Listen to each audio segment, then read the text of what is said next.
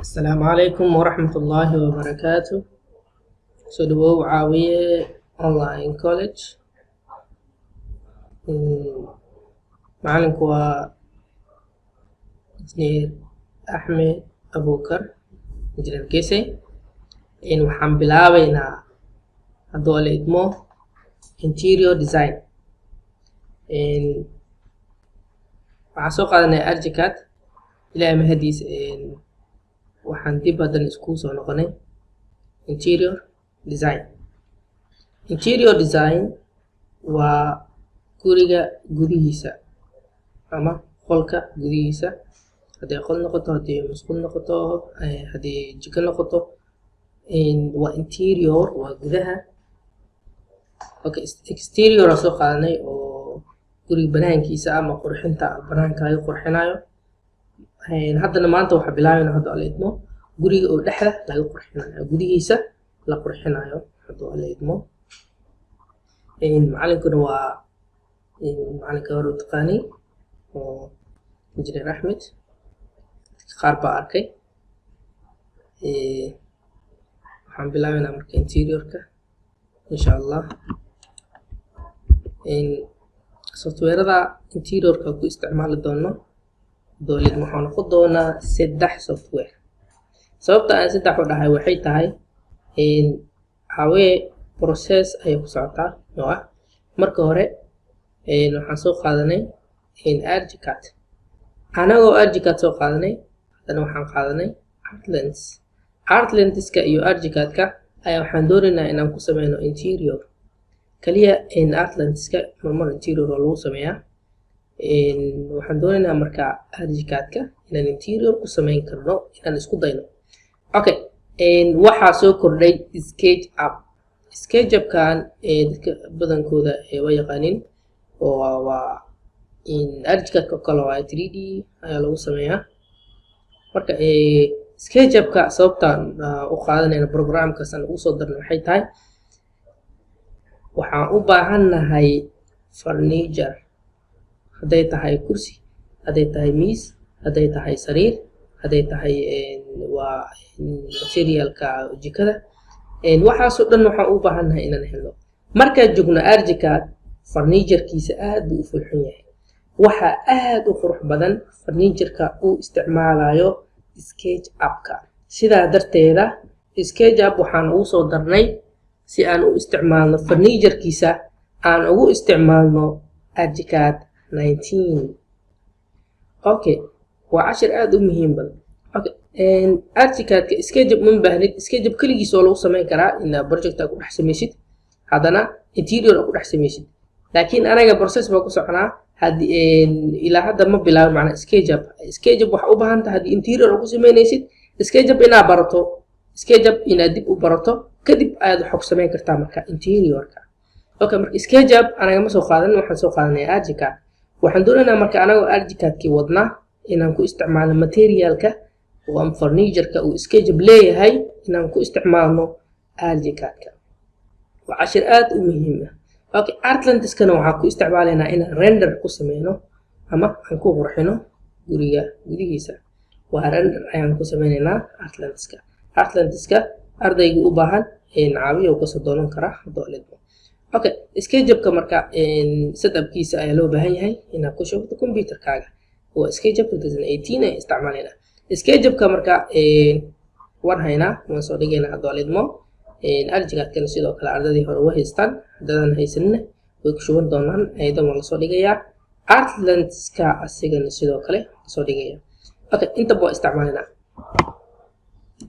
waxaan u baahanaa marka 3 software oo ah SketchUp. SketchUp materialkiisa ayaa waxaan ku shubaynaa, waxaan keenaynaa arjicadka, kadibna waxaan usii wareejinaynaa Artlandska. kaliya waan sameyn karnaa inaan SketchUp-ka materialkiisa isticmaalno, SketchUp-ka aan ku sameyno, kadib Artlandska usoo wareejino. waan sameyn karnay, laakiin waxaan doonaynaa arjicadka. tusaale ahaan dadka qaar waxay u baahan yihiin arjicadka ay si fiican u yaqaaniin. arjicadka materialkiisana aad buu u fulxun yahay, marka inaan isticmaalno materialka SketchUp-ka. waan ogahay dad badan inay daneynayaan.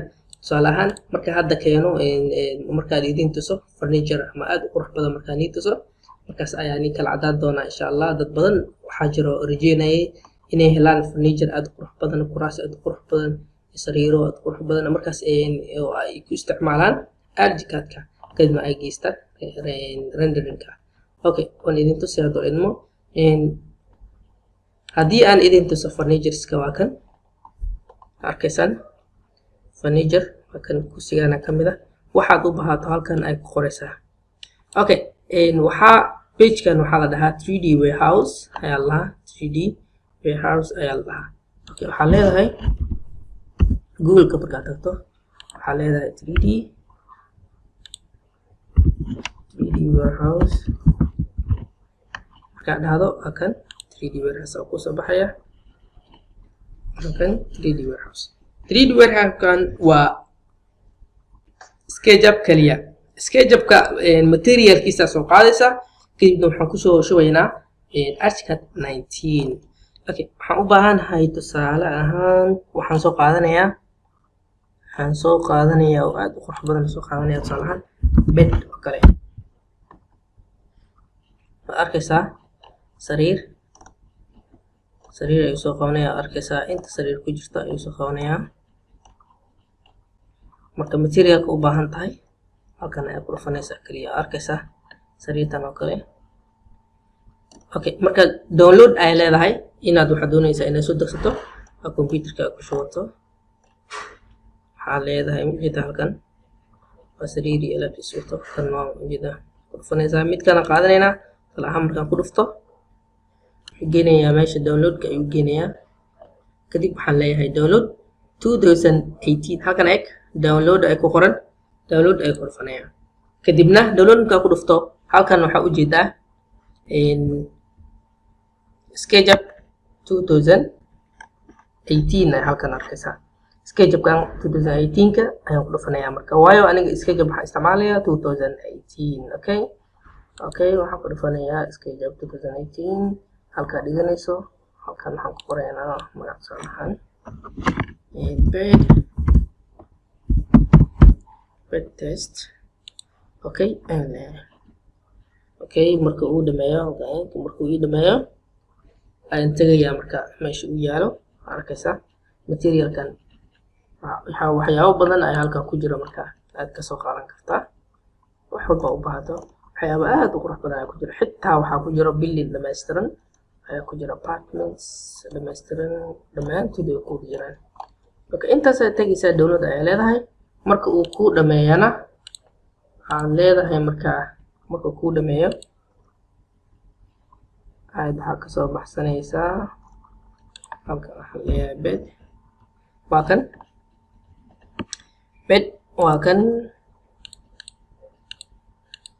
waxaan leeyahay bed halkan soo koobiyey. waa arkaysaa bed waa kan midkaan soo dejinaya. okay double click ayaan leeyahay, waxaan fiirinaya inuu shaqeynayo in kale. midkaan wuu diiday, marka qaar kuwa qaar sida ay diidayaa. markaa soo dejiso wuu diidayaa 18-ka. aniga waxaan soo dejiyey mid aan hayo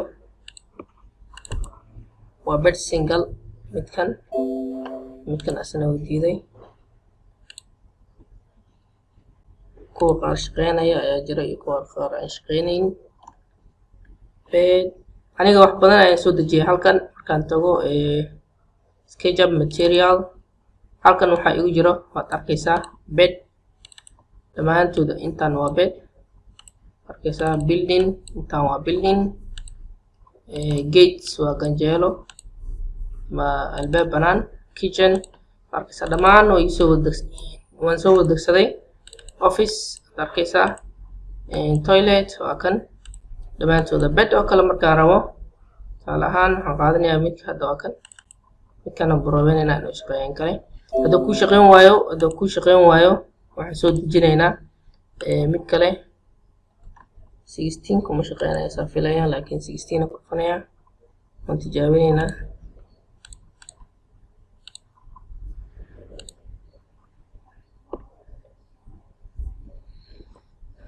wax badan ayaa halka ku jira.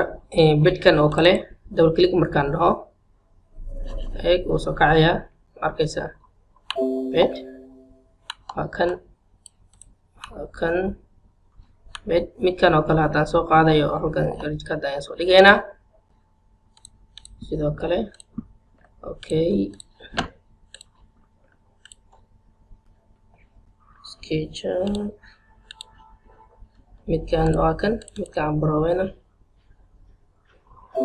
habkiisa uu diidaya kana formatka dhan uu diidaya marka kaas ma shaqeynayo kaas mid kale tijaabi mid kale tijaabinaysaa midkii ku soo baxayo tusaalahaan fiiri midkan hadda arkeyna oo kale bed okay midkan oo kale marka ku dhufato ay ku shaqeynaya download kadib waxa la yiraahdaa 2018 desktop okay uu dhameeyay waxa la yiraahdaa desktop okay desktop arkaysa double click arkaysa uu shaqeynaya kuwa qaar aan shaqeynayna jiro iyo kuwa qaar shaqeynaya uu jira okay sariir akwan waxyaabo badan sariiro badan ayaa jiro soo qaadan karnaa okay marka waa kan waxaa soo qaadanaysaa marka materialka soo qaadanaysaa arjikad waxaa ku furaysaa SketchUp marka ku furta kadib ayaa waxaan geynaynaa arjikad 19 kadibna waxaan geynaynaa Artlines Studio 5 aan geynaynaa okay softwarekan SketchUp-ka qaabka lagu shubayo softwarekiisa waan soo dhigaynaa doolidmo qaabka lagu shubayo install gareynayo iyo sidoo kale arjikadka iyo Artlineska doolidmo cashirkeena maanta halkaas ku keenaynaa sidayna bedeliyo. Assalaamu calaykum waraxmatullaahi wabarakaatuh.